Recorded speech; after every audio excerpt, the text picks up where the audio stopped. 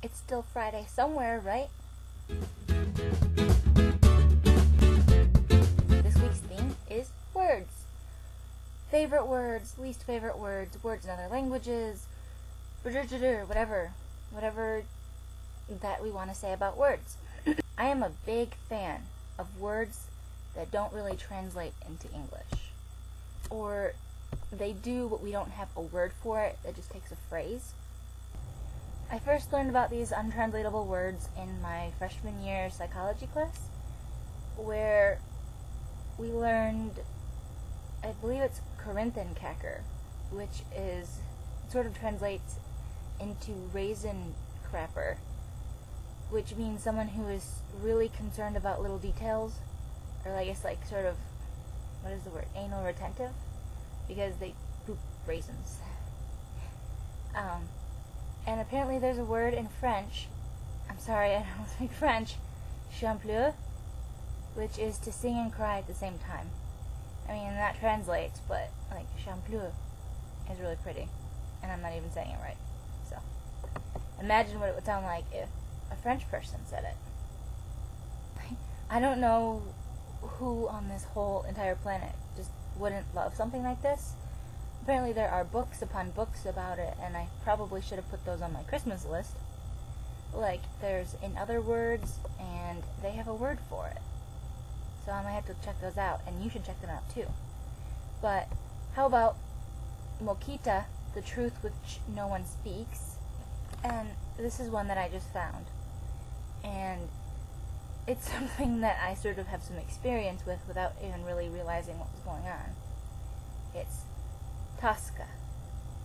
Tosca. I want to say Dashka, but there's no H. I don't know. Russian. That's the problem with this. Other words from other languages when you don't pronounce the language. But it's described as, at its deepest and most painful, it is a sensation of great spiritual anguish, often without any specific cause. At less morbid levels, it is a dull ache of the soul, a longing with nothing to long for, a sick pining, a vague restlessness, mental throes, yearning. In particular cases, it may be the desire for somebody of something specific, nostalgia, lovesickness. At the lowest level, it grades into ennui, boredom. And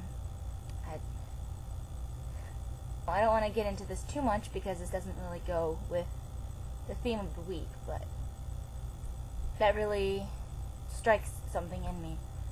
And the fact that we have to have this big long paragraph just to define this little word, it blows my mind. I love language.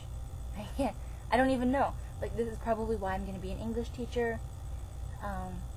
It's why, I mean, the English literature as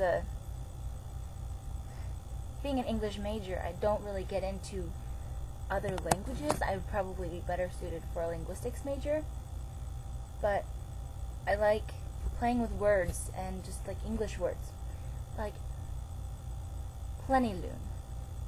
It's an English word. It means the full moon. It's so pretty. Something else that really fascinates me, I would say, like dead English words, or words that aren't really common anymore. And I'm sad because if I have like a running list on my computer, but if I actually used any of them in speech or like my papers, people would think I was kind of an asshole, or that I was just abusing a thesaurus, when really they're so great. Avitrol, a bastard. Or Uzzard, a third-generation bastard. When people find out that I want to be an English teacher, a lot of the time I get, oh, I hated English, or, English, blah, blah, blah.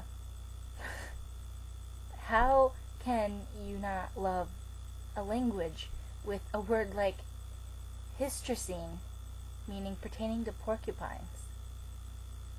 I'm going to post this, and it'll still be Friday over by Tootie, so whatever.